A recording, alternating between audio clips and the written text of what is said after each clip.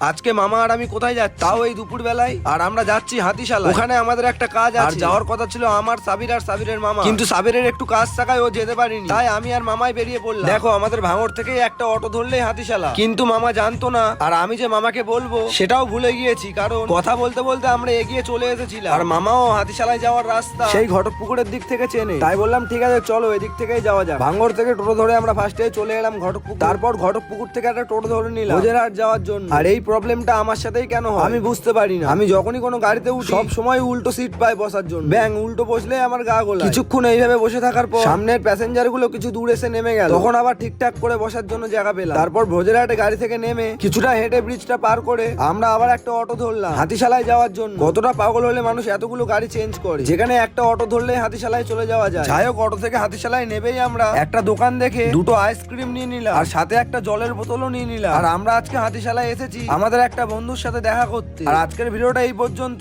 Tata.